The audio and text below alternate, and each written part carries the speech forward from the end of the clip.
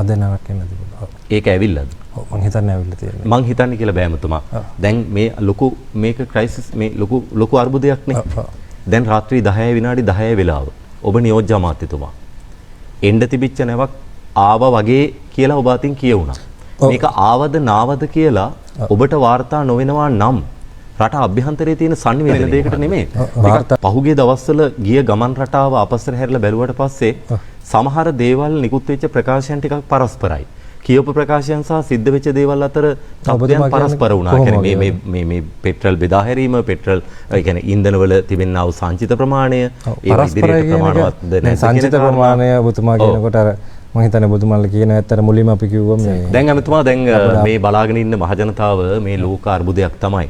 නමුත් එක රටවල් වල තත්ත්වයක් මේකයි පරිභෝජනයේ මෙහෙමයි කියලා මාධ්‍යයන්ගෙන් උලුප්පා දක්වනවා, පත්තරවල දානවා. ඒවට වඩා අපිට මේක බලපාන්නේ කොහොමද? අපි කොහොමද මේ ජීවත් වෙන්නේ කියන ප්‍රශ්නේ තමයි අපේ රටේ පොදු මහජනතාවට තියෙන ලෝකේ ප්‍රශ්නේ බලන්නේ. ඊට පස්සේ දැන් ගල්ලංගුරු බලාගාරේ නොරොච්චෝලේ තිබෙන මෙගාවොට් 150ක් 170ක් දක්වා සිදුවෙච්ච අර ගල්ලංගුරු පාඩුවේයි හඳුන්වන මේකේ ලොස් එක. මේ ලොස් එක පියවන්න තෙල් බලාගාර දුවවන්න වෙලා තිබෙනවා. විශේෂයෙන්ම මේ අර්බුදෙත් එක්ක නැති වෙලා තිබෙනවා. මේ කාරණාවත් එක්ක තමයි ගැට ගැහෙන්නේ විදුලි කප්පාදුවක් එන්න වෙයි. විදුලි පිරිවැය වැඩි පිරිවැයක් දරන්න වෙලා තිනවා. ගල්ලංගුරු වලින් ලාභයට ගන්න එක දැන් ඩීසල් වලින් ගන්න වෙලා තිනවා. ඒ නිසා තමයි මේ කොස්ට් එක අඩු කරන්න ඔබතුමාලා මේ යෝජනා ගේන්නේ කියන එක. විදුලි කප්පාදුවක ප්‍රශ්න වෙන්නේ වියදම වැඩි වෙනවා සම්කිසි සැලකිය යුතු ප්‍රමාණයක්. ඒක අනිවාර්යෙන් පිළිගන්න වෙනවා. ඉතින් ඒක ලෝක තත්ත්වයක් එක්ක අපිට කරන්න දෙයක් නැහැ. ඒත් නැප්ත වෙනකොට අපිට ඩීසල් වලින් දුවන්න පුළුවන්. ඔබ සඳහන් කරා මම මොහොතක් දෙන්න ඒකත් එක්ක තමයි මේ ඩීසල් ගණනය කරලා තියෙන්නේ. වියදම් වැඩිවීම තුල ඒක මේ කප්පාදුවකට ඉඟි කිරීමක් නෙමෙයිද? නෑ වියදම වැඩිවීම තුල කප්පාදුවකට යන්න ඕන කියන එක අපි දැන් එහෙම වෙන්නේ නෑ. දැන් ඔය බිල ගෙවීම හා සම්බන්ධව ඔබතුමාලා කතා කරලා තිබුණාට සමාගම විසින් මේක අභියෝගයට ලක් කරලා තිනවා නෑ මේක හොඳ මට්ටමේ තිබෙනවා කියන එක. දැන් එවැනි පසුබිමක එහි තීරණයකුත් ඇවිල්ලා නැති පසුබිමක දඩ මුදල් ගෙවනවාමයි කියන එකේ සාධාරණත්වය මොකද්ද නියෝජ්‍ය අමාත්‍යතුමා? දැන් මම හිතන්නේ මේ process එක අපි මුලින් ඉඳන් තේරුම් ගත්තොත් මම හිතන්නේ හැමෝටම ලේසියි කියලා. ඒතර අවුරුදු ගාණක් රෂියන් කෝල් වලින් දුවලා එකපාර සවුත් ඇෆ්‍රිකන් කෝල් එක දාපු හින්දා සමහර වෙලාවට මැෂින් එකේ මම ගෙසින් එකක් විතරයි කියන්නේ. මම ඒ පැත්තේ එක්ස්පර්ට් ඉන්ජිනේර් කෙනෙකුත් නෙමෙයි. මම සිවිල් පැත්තේ ඉගෙන ගත්ත කෙනෙක්. මම හිතන්නේ මෙකැනිකල් පැත්තේ ඒක සමහරලාට වෙන්න පුළුවන්. මැෂින් එකේ ප්‍රොපර්ටිස් වල පොඩි වෙනස්කම් සිද්ධ වෙලා අපි හිතන yield එක එතනින් එන්නේ නැති වෙන්න ඉඩ තියෙනවා. මම අහන්නේ පළවෙනි එක රිජෙක්ට් වුණා නම් අපිට අවශ්‍ය දඩ මුදලත් ආවනම් අපි ඇයි ඒක චැලෙන්ජ් කරන්න ඕන? දඩ මුදල ඇවිල්ලා තිබෙනවද? ඒ දඩ මුදල ගෙවන්න බෑ කියලා නලින් එයාට ගෙවන්න බෑ කියලා කියන්නේ අපි ඒක හෝල්ඩ් කරලා තියෙනවා. එයාට ගෙවලා නැහැ. එයාට ඒක චැලෙන්ජ් කරන්න පුළුවන්. ඇග්‍රීමන්ට් එක අනුව එයාට චැලෙන්ජ් කරන්න පුළුවන්.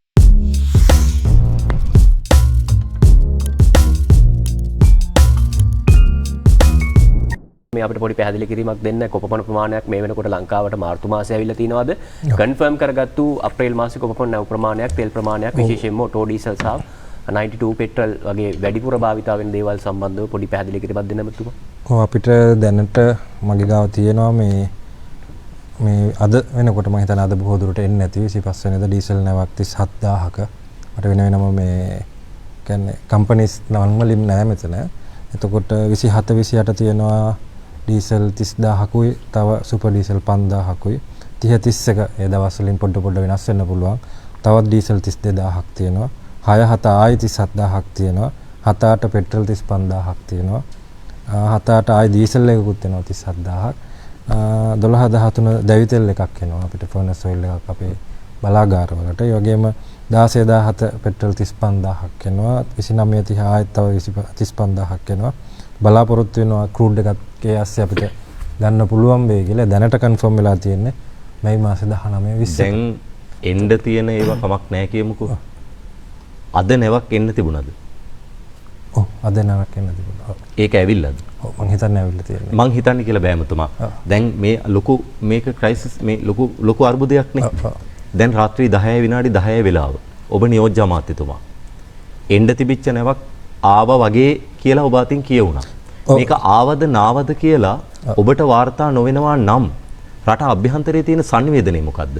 වාර්තා නොවෙනවා නෙමෙයි මම ඒ නිලධාරීන් ඔබට මේ වෙන විට වාර්තා කරලා නැහැ හෝ මෙතන බොහෝ දුරට ඒක දැන් අපි බලන්නේ ඊළඟ දවසේ තමයි බලන්නේ නැව ඇවිල්ලාද නැද්ද ආවද නැද්ද එහෙමනම් තමයි ආවේ නැත්තම් තමයි අපිට ඊළඟ දවසේ වාර්තා කරන්නේ ආවේ නැහැ කියන එක. ඒ කියන්නේ ඒකට දවසක් යනවාද? ඔව් දැන් සාමාන්‍යයෙන් අද සාමාන්‍යයෙන් දැන් CPC නැවක් අද 37000ක් ආවා කියලා එක 92 පෙට්‍රල්. ඇවිල්ලාත් බොහෝ දුරට ඇවිල්ලාත් ඒක ආවේ නැත්තම් තමයි අපි ළඟ වාර්තා තියෙනවා ආවා කියලා. ඔබට තව ඒවා ලැබිලා නැහැ. නෑ මම හිතන්නේ එහෙම අත්‍යවශ්‍ය නෑ මේක සාමාන්‍ය විදියට හැමදාම නැවක් ආපු ගමන් නෙමෙයිද? නෑ නැවක් ආපු ගමන් ඇමතුමා දන්නන්න ඕන කියන එක මම නම් හිතන්නේ නැහැ එහෙම එකක් සිද්ධ වෙනවා. නමුත් මේ රූපවාහිනී සාකච්ඡාවකට තොරතුරු ලබා දෙන්න නිලධාරීන් ටිකක් සාමාන්‍යයෙන් එහෙමනේ දැන් අපි සාමාන්‍යයෙන් නැවක් එන්නේ නැත්තම් අපිට කලින්ම දැනුම් දෙනවා. ඒ කියන්නේ සාමාන්‍යයෙන් අද එනවා කියන එක අපි දන්නවා නැව දවස් 2-3කින් කලින් එන එකක් නෙමෙයිනේ. ඒ පෝට් එකෙන් පිටත් වෙච්ච දවස් ඉඳලා ඒක එනවා. එතකොට අපි දන්නවා මේක අද සමහර වෙලාවට අපේ වරායට සේන්ද වෙන්න පුළුවන්. නමුත් නෑ හෙට වරායට සේන්ද වෙන්න පුළුවන්. ඒත් අපිට කැන්සල් වෙනවා කියන එක අපි දන්නවා ඒක එන්න දවස් 10කට කලින්ම. අපි ඔක ඇහුවේ වෙන දෙයකට නෙමෙයි. ටිකක් පහුගිය දවස්වල ගිය ගමන් රටාව අපස්සට හැරිලා බැලුවට පස්සේ සමහර දේවල් නිකුත් වෙච්ච ප්‍රකාශයන් ටිකක් පරස්පරයි. කියවපු ප්‍රකාශයන් සහ සිද්ධ වෙච්ච දේවල් අතර තත්ත්වයන් පරස්පර වුණා. කියන්නේ මේ පෙට්‍රල් බෙදා හැරීම, පෙට්‍රල් ඒ කියන්නේ ඉන්ධන වල තිබෙනා වූ සංචිත ප්‍රමාණය, ඒ ඉදිරියට ප්‍රමාණවත්ද නැද්ද සංචිත ප්‍රමාණය ඔබතුමා කියනකොට අර මම හිතන්නේ ඔබතුමාලා කියන ඇත්තට මුලින්ම අපි කිව්වා මේ ගබඩාවල තියෙන පිරිපහදුවේ තියෙන නැවවල තියෙන සංචිතත් එක්ක අපි කියපු මේ මෙච්චර ගානකට තියෙනවා කියන එක වෙනස් වුණා ඊට පස්සේ. ඉතින් ඒක වෙනස් වෙන එක සාධාරණයි. ඉතින් කොහොමද කියලා කිව්වොත් අපි සාමාන්‍යයෙන් කියන්නේ ඩීසල් මෙට්‍රික් ටන් 4500යි 5000යි අතර ප්‍රමාණයක් අපේ මේ එක මේ දවසකට පාවිච්චි වෙනවා කියන එක. ඒ වගේම පෙට්‍රල් 4000ක් වගේ ප්‍රමාණයක් පාවිච්චි වෙනවා කියන එක. ඉතින් ඒක වෙනස් වෙලා තියෙනවා ඩ්‍රාමටිකලි විශාල වශයෙන්. අපි නිකන් උදාහරණයකට විතර ගත්තොත් මේ මගේ ගාව ඩීටේල්ස් තියෙනවා. මේ වෙනස් වෙලා තියෙනවා සාමාන්‍යයෙන් අපි කියන්නේ 4800ක් වගේ තමයි සාමාන්‍යයෙන් කියන්නේ මේ ඩීසල් පෙට්‍රල් 4000ක් වගේ කියලා කියන්නේ. එතකොට අපිට වෙනස් වෙලා තියෙනවා මේ ඩීසල් සමහර දවස්වලට ගිහිල්ලා තියෙනවා 10000 දක්වා 10292 දක්වා ගිහිල්ලා තියෙනවා. ඒ වගේම 10321 දක්වා ගිහිල්ලා තියෙනවා. එතකොට අපේ අර පැනික් බයින් තත්ත්වයට දෙගුණයකටත් වඩා එක දිගට යන්න ගත්තා. එතකොට අපේ තියෙන සංචිත එකපාර අඩු වෙන එක ඔය ඒක තමයි සාමාන්‍ය ජනතාවගේ හැසිරීම ඒකනේ. ඔව් ඉතින් ඒක තමයි පරස්පර වෙන්න බෑ.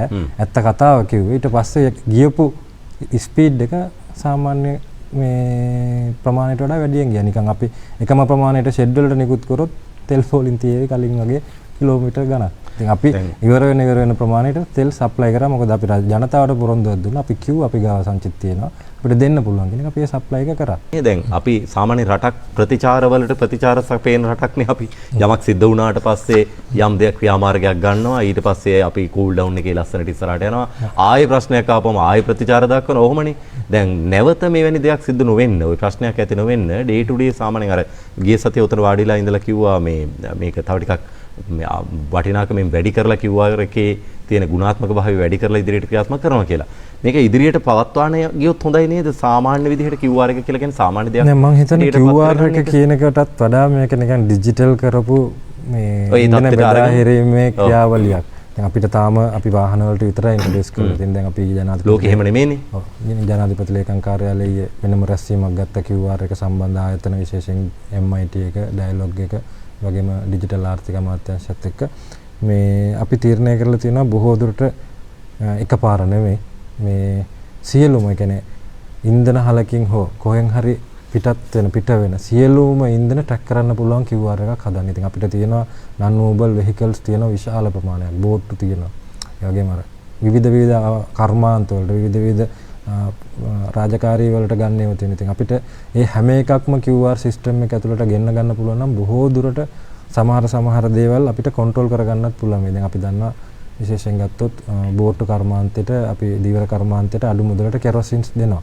එතකොට ඒක අවභාවිතා වෙනවා කියලා වාර්තා වෙනවා. ගොඩාක් තැන්වල බස් කර්මාන්තයේදීලා ඉන්න සමහර අය ඒක අරගෙන ඩීසල් වෙනුවට කෙරොසින් පාවිච්චි කරනවා කියලා. ඉතින් අපි QR එක දිගටම ඒක පාවිච්චි කරගන්න ගියොත් ඒ වගේ අවභාවිතා වුණොත් අපිට ගන්න පුළුවන්. අමතුමා මේ ඔබ අර සඳහන් කරා පෙට්‍රල් සාමාන්‍යයෙන් දෛනික පරිභෝජනය 4000කට ආසන්න ප්‍රමාණයක්, ඩීසල් පරිභෝජනය 4800ක් කියන එක ඔය දත්තය CPC එකේ චාමන් පහුගිය සතියේ උතන ඉඳලා සඳහන් කරා. නමුත් මේ මගේ ගාව තොරතුරු කීපයක් තියෙනවා මාර්තු මාසේ 1 වෙනිදා යම් ආකාරයකට පොලිමුත් තිබුණු දවසක පෙට්‍රල් මෙට්‍රික් ටොන් 2700ක් වගේ ගිහිල්ලා තින්නේ.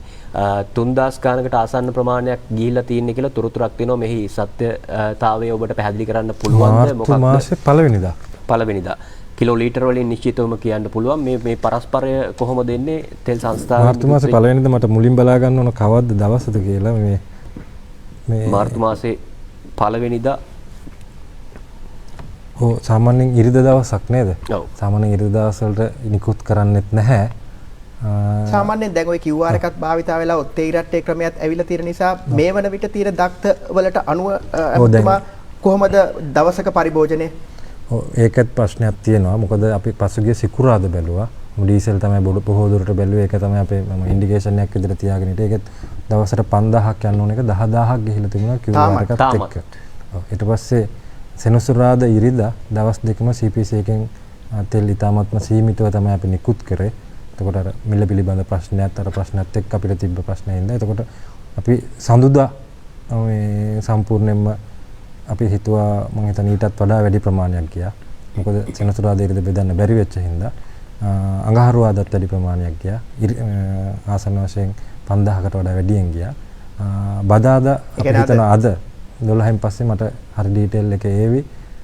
අපි බලාපොරොත්තු වෙනවා අද මම කතා කරපු වෙලාවේ CPC එකේ චෑමන් කිව්වේ අද නම් ටිකක් කන්ට්‍රෝල් එකක් විදිහට තමයි ගියේ කියලා. ඒ කියන්නේ මිල වැඩි කරත් මේ සීමා දැම්මත් සාමාන්‍ය විදිහට පොඩි පරිවර්ජනයේ වැඩි වීමක් තියෙන විශේෂයෙන්ම තියෙන්නේ දැන් වාහන වලටත් වඩා කන්සියුමර් පොයින්ට්ස් බල්ක් සප්ලයි ගන්න කට්ටිය ඉන්නවා. ඒගොල්ලෝ බොහෝ දුරට ඒගොල්ලන්ගේ වැරදි කියන්න බෑ. බලශක්ති සුරක්ෂිතතාවය වෙනුවෙන් තමන්ගේ ටැංකිය ඔක්කොම ෆිල් කරගෙන යන්න තමයි දැන් උත්සාහ කරන්නේ. ටැංකිය විතරක් නෙමෙයි දැන් ඉස්සර තමයි බවුසරෙන් ෂෙඩ් එකට ගැහුවේ. දැන් ෂෙඩ් එකෙන් බවුසර් වලට. මේ අද පත්‍ර වල තිබුණා බවුසර් පුරවගෙන අරගෙන ගිහින්. එහෙම එකක් තියෙන අර දැන් අපි ෆැක්ටරි සරාමයේ තියෙනවනේ. ඒගොල්ලෝ ගාව තියෙනවා නම් මෙට්‍රික් ටන් මෙක්‍රම ලීටර් 13000ක ලීටර් 20000ක 25000ක.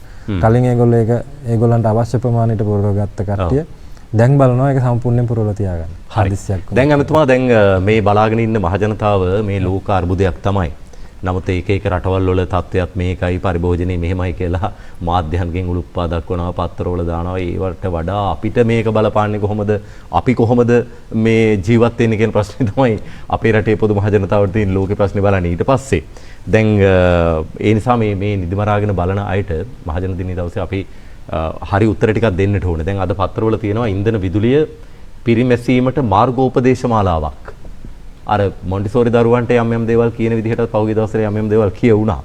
හැබැයිටම රජයේ මේ මාර්ගෝපදේශ මාලාව කොහොමද හරියටම හදලා තියෙන්නේ? ඉන්ධන විදුලිය පිරිමහන්න. මාර්ගෝපදේශ මාලාවක් කියලා නම නෙමෙයි. අපි එක මෙහෙයුමක් විදිහට ඒක තව ටීම් නේම් එකක් එක්ක අපි ඉන්ට්‍රොඩියුස් කරන්න බලාපොරොත්තු වෙනවා. එතෙන්දී අපි විශේෂයෙන්ම අපිට පුළුවන් ස්ථානවල පුළුවන් අවස්ථාවල විශේෂයෙන් රාත්‍රී කාලේ 6:00 10:00 අතර කලින් 6:00 10:00 අතර කිව්වා. දැන් පීක් එක ටිකක් වෙනස් වෙලා තියෙනවා. 6:00 10:00 අතර කාලය තුලදී පුළුවන් තරම් අපේ විදුලි පරිභෝජනය අඩු කරගන්න කියන සිස්ටම් එකක් ගේන්න අපි බලාපොරොත්තු වෙනවා. ඒක නීතියකටත් වඩා නිකක් අර ජනතාව දැනුවත් කිරීමේ මාර්ගයක් කරා. ඒ වගේම අපිට වීදි පහන් පිළිබඳව තීරණයක් ගන්න බලාපොරොත්තු වෙන එක අරගෙන තියෙන්නේ බොහෝ දුරට 70%කින් විතර ගොඩක් තැන්වල අඩු කරන්න කියන එකක් පළාත් පාලන අමාත්‍යාංශය හරහා පළාත් පාලන ආයතන වලට දැනුම් දීලා තියෙනවා. වගේම මහා මාර්ග අමාත්‍යාංශය හරහා මහා මාර්ග විශේෂයෙන් හයිවේ වගේ තියෙන තැන් වලට දැනුම් දීලා තියෙනවා. ඉතින් ඒකගේ ක්‍රියාමාර්ග ටිකක් අරන් තියෙනවා. දැනුම් දීම හොඳයි. දැනුම් දීම හොඳයි. දැන් ගෙවල් වල ඕක කරගන්නවා තාත්තා දරුවෝ නෝනා ලයිට් බිල වැඩි අපි මේවා අඩු කරමු බිල් ගෙවන්න බෑ මේ හැටියට කියලා ගෙවල් වල හරි රණ්ඩු. හොඳයි. හැබැයි ආයතන වල අපි නෙමෙයිනේ ගෙවන්නේ. හරි ආණ්ඩුවේ ආයතන පෞද්ගලික ආයතනෙත් එහෙම තමයි. බොස් ගෙවයි. නැත්තම් account එකෙන් කරයි. එහෙම තමයි තියෙන්නේ. එතකොට එක පැත්තකින් ඒව පාලනය වෙන්නට ඕනේ. අනිත් පැත්තෙන් අඩු කිරීම වලට අගය කිරීමක් කළොත් මේ මාසෙට වඩා ලබන මාසෙ බිල අඩු නම් මෙන්න මෙහෙමයි කියලා එහෙම දෙයක් අපිට ගේන්න බැරිද? ඒක තමයි දැන් ඒක මේ මම මේ දැන් එන ගමන් සාකච්ඡා කරගෙන ආවේ සමහර දේවල්. එතකොට ඔබතුමා කියපු පළවෙනි එක මොකද්ද මේ ආයතනවල මිනිස්සුන්ගේ يعني රජයකට සම්පූර්ණයෙන්ම මේක කන්ට්‍රෝල් කරන්න බෑ. අනිවාර්යෙන් කරන්න. අපිට පුළුවන් දැනුවත් කිරීම කරන්න. අපිට මතකයි මම ඉස්කෝලේ යන කාලේ මම අවුරුදු 15කට 10කට විතර කලින් මෙහෙමම නැති වුණත් විදුලි කප්පාදු කිරීමේ කාලයක් තිබුණා. ඒ කාලේදී අපි ඉස්කෝලේදීත් කියනවා අපිට මෙන්න මේ වැඩ කරන්න මේ වෙලාවට ලයිට් එක ඕෆ් කරන්න පුළුවන් නම් අයන් කරන වෙලාව වෙනස් කරගන්න නේ. සාමාන්‍යයෙන් විදුලි පරිභෝජනය වැඩියෙන් සිද්ධ වෙන වෙලාවලදී අත්‍යවශ්‍ය නොවන විදුලිය පාවිච්චි වෙන උපකරණ අඩු කරගන්න. දැන් ඒ වගේ දේවල් අපිට කියලා දුන්නා. ඉතින් මම හිතන්නේ හැමෝටම මේව දන්නවත්. ඉතින් ඒව ප්‍රැක්ටිස් කරන්න පුළුවන් කාලයක් ඇවිල්ලා තියෙනවා. ඒ වගේම අනිත් එක තමයි අර රජයේ ආයතන හෝ පෞද්ගලික ආයතනවල අපේ රටේ මහ ජනතාව තමන්ගේ රට වෙනුවෙන් හිතලා ඕනෝට මම හිතන්නේ ආයතනයටත් වඩා මෙතන ප්‍රශ්නේ තියෙන අපේ ඩොලර්, අපේ සංචිත, ඒ වගේම අපේ සල්ලි. ඉතින් මම හිතන්නේ ඒ ගැන හිතලා ක්‍රියා කරන්න පුළුවන් නම් බොහෝ දුරට අපි හිතනවා දැන් ගොඩක් ඇටිටියුඩ් වෙනස් වෙලා තියෙනවා. ඒකත් ඒක සිද්ධ වෙනවා කියලා මටත් බොහෝ දුරට සමාජ මාධ්‍ය හරහා මැසේජස් එනවා. මම හිතන්නේ දවසට විශාල ප්‍රමාණයක් මෙන්න මේ වගේ දේවල් අපි කරමු කියන එක. ඒ වගේම අපි කරා කියන එකත් එනවා. ඉතින් අපි අද සාකච්ඡා කරා විශේෂයෙන් මාතර දිස්ත්‍රික්කයේ වෙනම සාකච්ඡාවක් තිබුණා අපේ. ඒ ලාවෙත් තිබුණේ මේ විශේෂයෙන් අපි ප්‍රාදේශීය සභාවක වගේ ගත්තොත් අපි වැඩ කරන සේවකයන්ගේ විදුලි බිල කොහොමද ඒගොල්ලෝ අඩු කරන්න කියලා නිකන් පොඩි කම්පිටිෂන් එකක් වගේ තිබුණා. උත්සාහයක්. ඒක හරියන්නත් පුළුවන්, වැරදෙන්නත් පුළුවන්. වැඩියෙන් අඩු කරන එක්කෙනා දිරිගැන්වීමට ආන්න ඒක තමයි අපි කියන්නේ. ඒ අගය කිරීම දිරිගැන්වීම වගේ වැඩ පිළිවෙල. මේ වගේ සිස්ටම්ස් ටිකක් අපි සාකච්ඡා වෙලා තියා අරගෙන යනවා. ඉතින් ඒක මම හිතන්නේ එකපාර ඉම්ප්ලිමන්ට් කරන්න පුළුවන් වෙයි කියලා. ඒකත් එක්ක මම හිතන්නේ බොහෝ දුරට යුනිට් ගානේ තමයි බලන්න වෙන්නේ. කොච්චර යුනිට් ගානක් යා සේව් කරා කියන එක බිලටත් වඩා මම හිතනවා මේ ඒ වගේ සිස්ටම් ටිකක් අපි ගේනවා. ඒ කියන්නේ නැමතුමා ඒක මම හිතන්නේ රාජ්‍යයක් වශයෙන් ගේනවටත් වඩා එක් ආයතන වශයෙන් අපිට කරන්න පුළුවන් ගයිඩ්ලයින්ස් ටික මෙහෙම කරන්න කියන එක තමයි තියෙන්නේ. ඒක ආයතන වශයෙන් ඒගොල්ලෝ ඒක ප්‍රැක්ටිස් කරනවා නම් ඒක හොඳ ප්‍රැක්ටිස් එකක් වෙයි. නැමතුමා මේ ඔබ මේ ඔක්කොටම සම්බන්ධයි. එතකොට නැමතුමා විදුලි කප්පාදුවක් ගැන කතා බහක් කරනවා. ඒ ගැන මොකද්ද තියෙන ස්ථාවරය? විදුලි කප්පාදුව කියන කතා බහක් නැහැ ඇත්තටම. එහෙම එකක් දැනට සිද්ධ වෙන්නේ නැහැ. මොකද එහෙම සිද්ධ වෙන්න නම් අපිට මොකක් හෝ ලොකු ප්‍රශ්නයක් තියෙනවනේ විදුලිය ලබා දෙන්න බැරි. අපිට CPC එක පොරොන්දු වෙලා තියෙනවා විදුලි බලයට අදාළ ජෙනරේෂන් කම්පැනියට EGL එකට ඒ වගේම NSO එකට අපිට අවශ්‍ය දෙවිතෙල් ඩීසල් ලබා දෙන්න පුළුවන් කියලා. එතන අමතුමා මම කිව්වේ අර මේ මාසේ අන්තිම වෙනකන් දක්වා අපේ සංචිතත් එක්ක තියෙනවා කියලා. ඒකට ඒවෙන් අපි වෙනම ඒවට වෙන් කරලා තියෙන ඒ දවස් වෙනකන් අපිට කරගන්න. දැන් ඔබතුමාලා ඔය කරන පීක් ටයිම් එකේ අඩු කරන්න කියන එක පිටිපස්සේ මෙගාවොට් 3000ක විතර විදුලි ඉල්ලුමක් තියෙනවා අපිට තියෙන තොරතුරු අනුව මේ පීක් ටයිම් එකේ 6:00 10:00 කාලේ. මේකෙන් 3න් එකක්. ඒ කියන්නේ 10,000ක වගේ ප්‍රමාණයක් මේ වෙනකොට ඩීසල් වලින් ජනනය කරන්න සිදු වෙලා තිබෙනවා. මේකට එක හේතුවක් ගල්ලංගුරු බලාගාරයේ නොරොච්චෝලේ තිබෙන මෙගාවොට් 150ක් 170ක් දක්වා සිදුවෙච්ච අර ගල්ලංගුරු පාඩුවේයි හඳුන්වන මේකේ ලොස් එක. මේ ලොස් එක පියවන්න තෙල් බලාගාර දුවවන්න වෙලා තිබෙනවා. විශේෂයෙන්ම මේ අර්බුදෙත් එක්ක නැප්තා නැති වෙලා තිබෙනවා. මේ කාරණාවත් එක්ක තමයි ගැට ගැහෙන්නේ විදුලි කප්පාදුවක් එන්න වෙයි. විදුලි පිරිවැය වැඩි පිරිවැයක් දරන්න වෙලා තිනවා ගල්ලංගුරු වලින් ලාභයට ගන්න එක දැන් ඩීසල් වලින් ගන්න වෙලා තිනවා. ඒ නිසා තමයි මේ කොස්ට් එක අඩු කරන්න ඔබතුමාලා මේ යෝජනා ගේන්නේ කියන එක. විදුලි කප්පාදුවක් එනවා කියන එකේ තාර්කික පදනමයි ඒ මම ඔබට සඳහන් කරේ. විදුලි කප්පාදුවක් එන්නේ නැහැ කියන්නේ ඔබට තියෙන සාධකයක් මම මේකට සාධකයක් එක්කම කියන්නම්. මම ගා දැන් තොරතුරු දෙනවා මේ අපි හිතමුකෝ දැන් ගිය අවුරුද්දේ මෙහෙම කිසිම ප්‍රශ්නයක් තිබ්බේ නැහනේ. සාමාන්‍යයෙන් කිසිම ප්‍රශ්නයක් තිබ්බේ නැහැ. අපේ නොරොච්චොල බලාගාරේ බලාගාර 3න් සාමාන්‍යයක් විදිහට ගත්තොත් බලාගාර 3න් 1.2යි දුවලා තියෙනවා. එක බලාගාරයක් සාමාන්‍යයෙන් අහලමයි තිබ්බේ. ඒ කියන්නේ හැම එකක්ම නෙවෙයි පිටින් මිට එකකින් එක ඒවා. එතකොට ඒ වෙලාවෙත් එහෙම ප්‍රශ්නයක් ආවේ නැහැ. එතකොට ඒක එතනින් මෙගාවොට් 270ක් ආසන්න වශයෙන් මෙගාවොට් 270ක් අපිට හැමදාම අහිමි වෙලා තියෙනවා. කියලා අද වෙනකොටත් මෙගා නොරොච්චොලේ බලාගාරේ තියෙන 3ම දුවනවා. ඔබතුමා කිව්වා වගේ 150ක උපරිම අඩු වීමක් 150 160ක් සමහර දවස්වල තිබුණා. උපරිම අඩු වීමක් තියෙනවා. ඒත් 210 අඩු වෙච්ච දවස් ඕන තරම් තිබුණා පළවෙනි එක. දෙවෙනි එක නැප්තා මීට කලින්. මීට කලින් කියන්නේ මමට අංක වශයෙන්ම කියන්න පුළුවන්. අපි කිව්වොත් අපේ බලාගාර තියෙනවා සාමාන්‍යයෙන්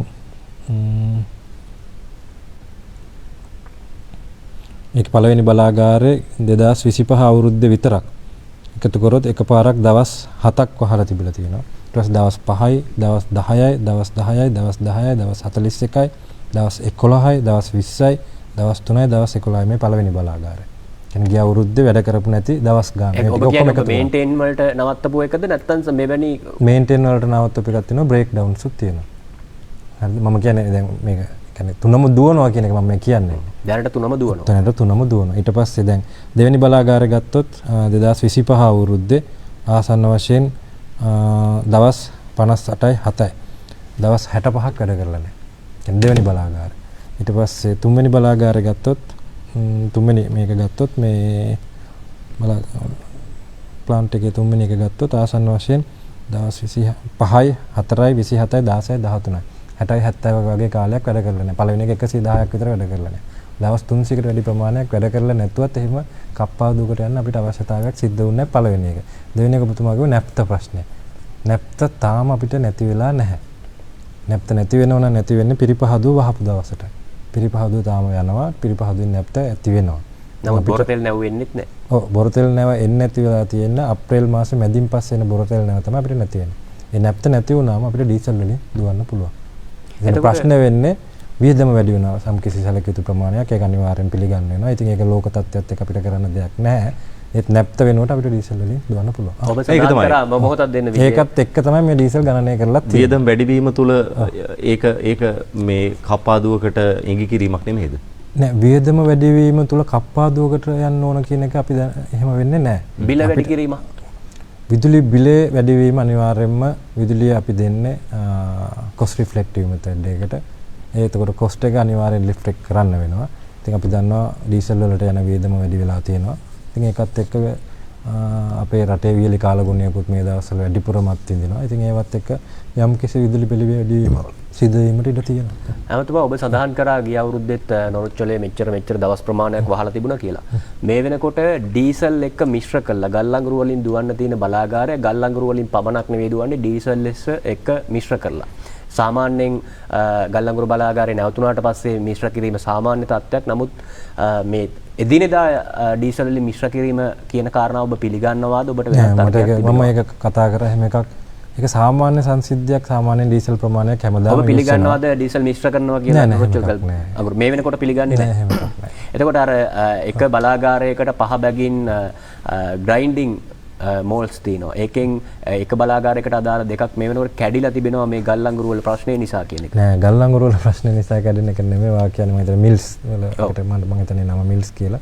ඒ අර එක දවසක් පාර්ලිමේන්තුවේ ලොකු සද්දයක් දැම්මා මේ කළු දුමක් එනවා කියලා මොකක් හරි දුමක් යනවා බලාගාරය කැඩිලා වැඩ කරන්නේ කියලා. ඒගොල්ලෝ කිව්වේ කළු දුමක් ගියේ සුදු දුමක්. ඒක අර පාට ප්‍රශ්නයක් තිබුණා. ඊට පස්සෙත් මම බලාගාරයේ කන්ටැක්ට් කරලා ඒ ප්ලාන් මැනේජර් කෙනෙකුට ඇහුවා කතා කරා. ඒක සාමාන්‍යයෙන් ගිය අවුරුද්දේ 4-5 පාරක් ඒ කියන්නේ මිල් එකේ සමහර වෙලාවට උෂ්ණත්වය වැඩි වීම නිසා සිද්ධ වෙන දෙයක්. ඒ වෙලාවට අන ඩීසල් දාලා ඒක මොකක් හරි මට හරියටම ටර්ම් වර්ඩ්ස් ටික දන්නේ නැහැ. හොදනවා වගේ වැඩක් කරනවා. කරනකොට තමයි අර සුදු දුම යන්නේ ඒ වෙලාවට. ඉතින් ඒක සාමාන්‍ය සංසිද්ධියක්. ඒ වෙලාවේ බලාගාරේ ගල්ලංගුරු බාලව නැහැ. ගල්ලංගුරු බාල නැහැ නෙමෙයි මම කතා කරන්නේ. ඒ සංසිද්ධිය ගැන තමයි මම කතා කරන්නේ. ඒ ගල්ලංගුරු වල ප්‍රශ්නයක් තියෙනවා. ඒක අපි කලින් උදන් මම හිතන්නේ මම පාර්ලිමේන්තුවෙත් කතා කරා. ගොඩක් තැන්වල කතා කරා. 5900 රීච් වෙන්න බැරි ගල්ලංගුරු ලෝඩ් දැනට ආපු නැව් වලින් පළවෙනි එකයි දැන් 9 වෙනි එකත් මම හිතන්නේ ඒකේ ප්‍රශ්නයක් ඇවිල්ලා තියෙනවා 9 වෙනි ලෝඩ් එකේ. ඉතින් ඒ අදාළ විදියට ඒකට අදාළ දඩ මුදල් නියම කරලා තියෙනවා. ඒ දඩ මුදල් මේකෙත් අර දිගින් දිගටම විපක්ෂෙන් ගේන චෝදනාවක් නේ. ඒක පළවෙනි පාර අපෙන් සිද්ධ වුණා වගේ එකක්. ඉතින් ඒක දිගින් දිගටම 2014 ඉඳන් සිද්ධ වෙච්ච සිද්ධියක්. මම දන්නේ ඒක මෙච්චර කල් ඇදගෙන යන්නේ මොකද්ද කියන එක තමයි තේරෙන්නේ නැත්තේ ඒක. ඒ දඩ මුදල් සම්බන්ධයෙන් කතා කරන්න කලින් ගල්බාල ගල්ලංගුරු ගැන කතා කරන්න කලින් මේකේ පිරිවිතරයන් කීපයක් තියෙනවා. මේ 6150ට වැඩි නම් හොඳයි. 5900යි 6150ට වැඩි නම් දඩයක් ගහලා ගෙවන්න පුළුවන් මට්ටමේ තියෙනවා. 5900ට අඩුයි නම් මේක රිජෙක්ට් කරන්න ඕනේ. මේ එකගතාවයන් ඔබතුමාලගේ එකගතාවයන් වුණ මේ පිරිවිතර ටික පොඩ්ඩක් කියන්න ඊළඟ ප්‍රශ්න වලට පදනමක් සකස් කර ගැනීම වෙනුවෙන්. සාමාන්‍යයෙන් ගල්ලංගුරු වල අපි චෙක් කරන සමහර ස්ටෑන්ඩඩ්ස් කිහිපයක් තියෙනවා. මට මතක 10කට ආසන්න ප්‍රමාණයක් තියෙනවා. එයින් එකක් තමයි GCV value එක, gross calorific value එක. ඊට පස්සේ අපි ash content එක බලනවා. ඊට පස්සේ volatile material එක කියලා එකක් බලනවා. sulfur content එක බලනවා. particle එකේ size එක උපරිම අවම ඒ දෙකම බලනවා. ඒ වගේ මම හිතන්නේ අපි බලන ක්‍රයිටීරියාස් විශාල ප්‍රමාණයක් තියෙන මොයිස්චර් කන්ටෙන්ට් එක බලනවා. ඉතින් ඒ හැම එකකටම සමහර ඒවාට උපරිම සීමා තියෙනවා, සමහර ඒවාට අවම සීමා තියෙනවා, සමහර ඒවාට උපරිම අවම සීමා දෙකම තියෙනවා. ඉතින් ඒකට අනුව තමයි ඉන්ටර්නැෂනල් ගයිඩ්ලයින් එකක් අනුව තමයි ඒ අදාළ දඩ මුදල් දඩ ප්‍රමාණය තීරණය කරලා තියෙනවා. දඩ කිව්වම නියෝජ්‍යමතුමා දැන් ඒ බලාගාරයට මේ සමාගම විසින් මේක අභියෝගයට ලක් කරලා තිබෙනවා. මේ සාම්පල් දෙකක් තිබෙනවා. එකක් පටවන වරායක අනිත් එක ගොඩබාන වරායක. දැන් ගොඩබාන වරායක තමයි ලංකාවට අදාළ වෙන්නේ අදාළ සමාගම පැත්තෙන්. අපි යම්කිසි පරීක්ෂාවක් කරනවා නම් මේ පටවන වරාය ලෝඩ් පෝට් එක සම්බන්ධයෙන් තමයි අපි අවධානය යොමු කළ යුත්තේ. දැන් ඔය දඩ මුදල් ගෙවීම හා සම්බන්ධව ඔබතුමාලා කතා කරලා තිබුණාට සමාගම විසින් මේක අභියෝගයට ලක් කරලා තිනවා නෑ මේක හොඳ මට්ටමේ තිබෙනවා කියන එක. දැන් එවැනි පසුබිමක එහි තීරණයකුත් ඇවිල්ලා නැති පසුබිමක දඩ මුදල් ගෙවනවාමයි කියන එකේ සාධාරණත්වය මොකද්ද නියෝජ්‍යමතුමා? දැන් මම හිතන්නේ මේ process එක අපි මුලින් ඉඳන් තේරුම් ගත්තොත් මම හිතන්නේ හැමෝටම ලේසි වෙයි කියලා. පළවෙනි එක මේ ඇග්‍රීමන්ට් එකේ තියෙන කොන්දේසි තමයි මම මුලින්ම කියන්නේ. ඒක 100% මේ නිවැරදිම කොන්දේසි කියන එක තව කාරණයක්. මොකද දීර්ඝ කාලයක් තිස්සේ පැවතිච්ච ඇග්‍රීමන්ට් එකම තමයි අපිත් වෙනස් කරේ නැහැ. ඒ සමහර දේවල් වෙනස් කරන්න ඕන කියන එකත් අපි පිළි අරගෙන ඉනවා. අනිවාර්යෙන් ඒක වෙනස් කරනවා. පළවෙනි එක තමයි මේ ලෝඩ් පෝට් එක වගේ ගොඩ පටවීමේ වරාය. පටවීමේ වරායේ අදාළ ලැබ් එක තෝරගන්න වැඩේ තියෙන්නේ සාමාන්‍යයෙන් ඒ ඇග්‍රීමන්ට් එක අනුව ඒගොල්ලන්ට. ඒ කියන්නේ සප්ලයර්ට. සප්ලයර් සාමාන්‍යයෙන් ලෝඩ් පෝට් එකේ accredited lab 3ක් අපිට නොමිනේට් කරන්න ඕන. ලැබ් 3ක් නොමිනේට් කරොත් ඒ ලැබ් වලින් අපි එකක් තෝරගන්නවා. අපි හිතමු ලංකා කෝල් එක තෝරගන්නවා මේක තමයි අපි සිලෙක්ට් කරන්න කියලා. එතකොට අපිට මේ සප්ලයර් 3ක් දීලා තිබුණා. අපි එකක් තෝරගත්තා. ඉතිහාසයේ පළවෙනි වතාවට අපි ඒ තෝරගන්නකොට ඒ accredited lab එක පිළිබඳව අපේ සවුත් අප්‍රිකාව වලින් ආයේ සවුත් අප්‍රිකන් එම්බසි එකනොත් අපි ඒක වෙරිෆයි කරගත්තා.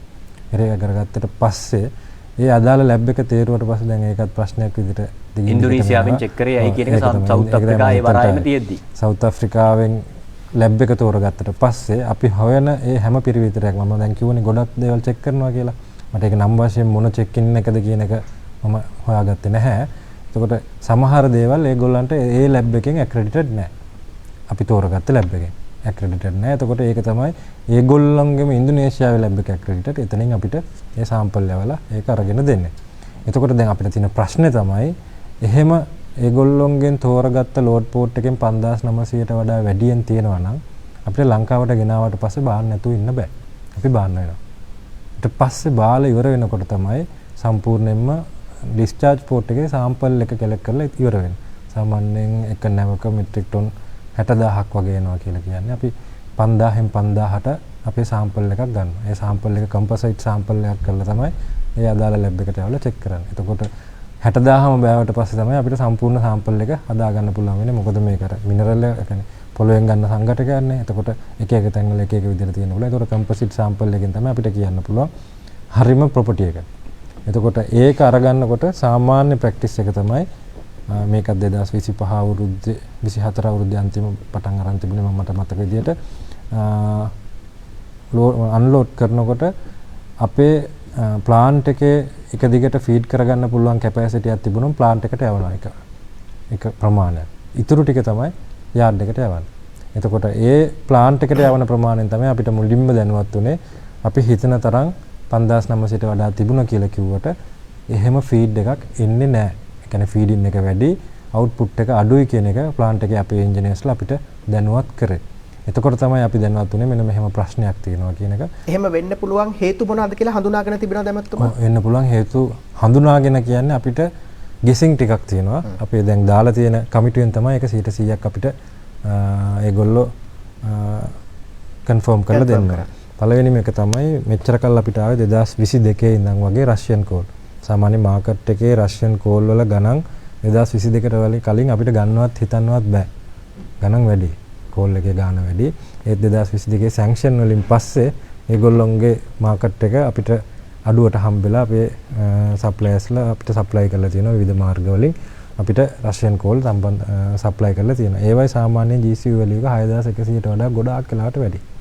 එතකොට මේ ප්‍රයිසස් ඒගොල්ලෝ මැච් කරගන්න පුළුවන් වෙලා තියෙනවා. ඒක ඇවිල්ලා තියෙනවා. ඒතර අවුරුදු ගාණක් රෂියන් කෝල් වලින් දුවලා එකපාර සවුත් අප්‍රිකන් කෝල් එක දාපු හින්දා සමහර වෙලාවට මැෂින් එකේ මම මේ ගෙසින් එකක් විතරයි කියන්නේ. මම ඒ පැත්තේ එක්ස්පර්ට් ඉංජිනේර් කෙනෙකුත් නෙමෙයි. මම සිවිල් පැත්තේ ඉගෙන ගත්ත කෙනෙක්. මම හිතන්නේ මෙකැනිකල් පැත්තේ ඒක සමානලාට වෙන්න පුළුවන්.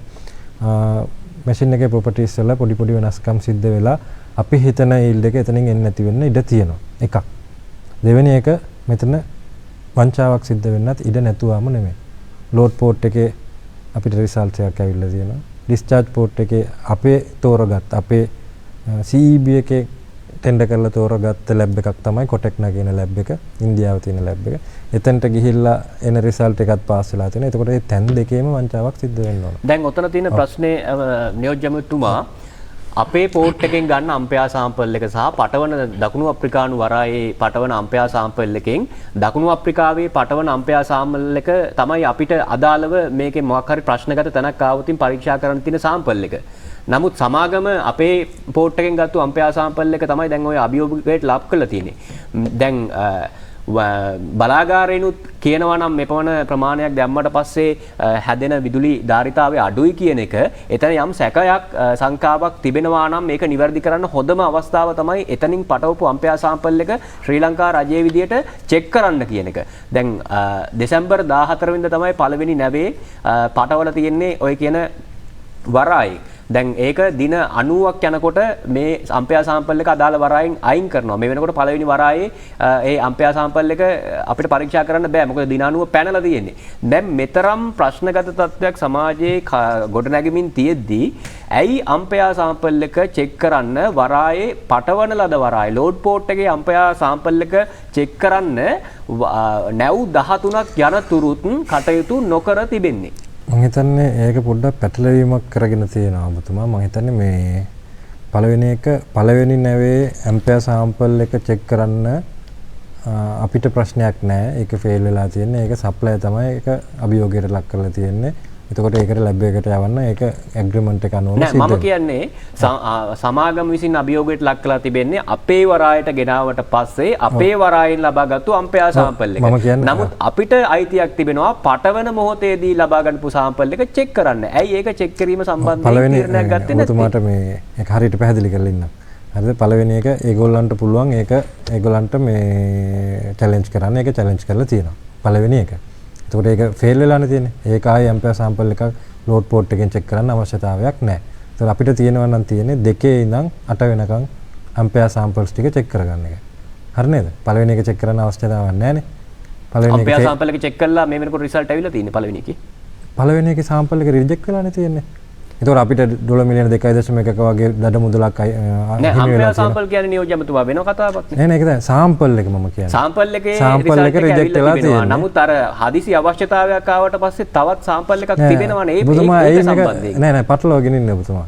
මම අහන්නේ පළවෙනි එක රිජෙක්ට් වුණා නම් අපිට අවශ්‍ය දඩ මුදලත් ආවනම් අපි ඇයි ඒක චැලෙන්ජ් කරන්න ඕන? දඩ මුදල ඇවිල්ලා තිබෙනවද? ඒ දඩ මුදල ගෙවන්න බෑ කියලා නලින් එයාට ගෙවන්න බෑ කියලා කියන්නේ අපි ඒක හෝල්ඩ් කරලා තියෙනවා. එයාට ගෙවලා නැහැ. එයාට ඒක චැලෙන්ජ් කරන්න පුළුවන්. ඇග්‍රීමන්ට් එක අනුව එයාට චැලෙන්ජ් කරන්න පුළුවන්. එතකොට එයා කරන්නේ මෙහි තියෙන අපි සාමාන්‍යයෙන් ගෙවීම් කරන ඒකත් මතක තියාගන්න. මේ ලෝඩ් පෝට් එකේ සාම්පල් එක ගන්නෙ මෙහි ගොඩ බාන්න විතරයි.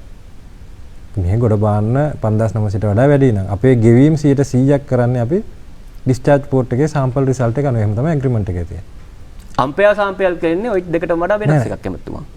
නෑ මොකද්ද මට තේරෙන්නේ නැහැ. ඒ කියන්නේ මෙවැනි හදිසි ප්‍රශ්නගත තත්ත්වයක් ආවොතින් දින 90ක් දක්වා අදාළ වරායන්ගේ සම්බන්ධ එකක් ඒ ටික හරි මට අන්තිමට චෙක් කරන්න පුළුවන් දින 90ක් ඇතුළත. ඒක චෙක් කිරීම සම්බන්ධව මගේ ප්‍රශ්නය යොමු කළා. නෑ මම කියන එක පැහැදිලිව තේරුම් ගන්න. මම කියන්නේ පළවෙනි එක චැලෙන්ජ් කිරීමේ කිසිම අවශ්‍යතාවයක් අපිට නැහැ. අපිට තියෙනවා 2 ඉඳන් 8 වෙනකන් චැලෙන්ජ් කිරීමේ අවශ්‍යතාවයක්. එතකොට 2 ඉඳන් 8 වෙනකන් එකෙන් තෝරාගත් සාම්පල් 3ක් දැනට ඕස්ට්‍රේලියාවේ බියුරෝ වෙරිටාස් වලට අපි අම්පෙයාර් සාම්පල්ස් ටික යවනවා. ඒත් ඒක ලෝඩ් පෝට් එකෙන් නෙමෙයි ඩිස්චාර්ජ් පෝට් එකේ. ඩිස්චාර්ජ් පෝට් එකේ කාරණාව අදාළ වෙන්නේ ශ්‍රී ලංකා රජයට නොවේයි අදාළ සමාගමටමයි කියන එක අදාළ මරික්කාර් මන්ත්‍රීතුමාගේ සභාපතිත්වයෙන් තියෙන කමිටුවේදී පැහැදිලි වුණා. අදාළ සමාගමට නෙමෙයි ඒක වැරදි කතාව.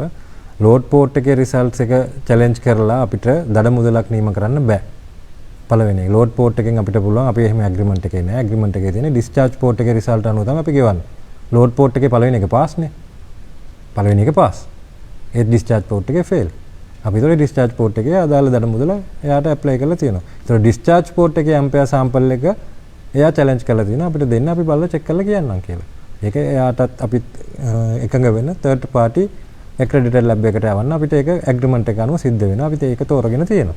ඒ වගේම 2 ඉඳන් 8 වෙනකම් මේ ප්‍රශ්නේ තියෙන නැව් වලට මෙහි තියෙන ඇම්පියර් සැම්පල් එක අපි ගෙවන්නේ අපි ගෙවීම සිද්ධ කරන්නේ මෙහි තියෙන ඇම්පියර් මෙහි ඩිස්චාර්ජ් පෝට් එකේ රිසල්ට් අනුව ඒක නැවත චෙක් කිරීම සඳහා තුන්වෙනි පාර්ශ්වය. දැන් අපිම තෝරගත්ත කොටෙක්න ලැබ් එකට නැතුව ඕස්ට්‍රේලියාව වල මම හිතන්නේ BVB රෙවරිටස් වෙන්න ඕනේ ඕස්ට්‍රේලියාව වලත් ඒ අදාළ රටට යවලා අපි චෙක් කරන්න දැන් ලෑස්ති කරලා බොහෝ දුරට මේ සතිය දෙක ඇතුළත ඒක යවන්න තමයි. දැන් උතනදී අවසාන වශයෙන් නැවතුතුමා අපට ඒකනේ ඇම්පියර් සැම්පල්ස් අපි එතනින් චෙක් කරනවා. ඔබතුමා කියන ලෝඩ් පෝට් එකේ නෙමෙයි ඩිස්චාර්ජ් පෝට් එකේ. ඔව්.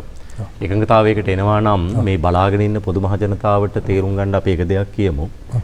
පැවති රජයන් වලින් සිද්ධ වෙච්ච යම් අඩුපාඩු සකස් කරගත යුතු තිබුණු අඩුපාඩු මේ කාරණාව සම්බන්ධයෙන්ුත් එවැනි දේවලුත් මේක ඇතුලේ මෙහෙම සිද්ධ වුණා පෙරත් සිද්ධ වුණා ඒ වගේ දෙයක් තමයි මෙතනත් මේ වතාවෙත් සිද්ධ වුණේ කියලා ඒක 100%ක් මම ප්‍රතික්ෂේප කරනවා. මොකද පළවෙනිම වැඩේ තමයි මේ වගේ දේවල් ඉස්සර සිද්ධ වුණාම අපි දැන් ගත්තොත් 2015 16 ලිබර්ටි කොමොඩිටිස් කියලා ප්‍රශ්නයක් හිටපු විදුලි බල නියෝජ්‍ය මැතිතුමත් ඒ කාලේ මම ගොඩක් ඇත්ත එක සාකච්ඡා කරා. තාම උත්තරයක් ආවේ නැහැ.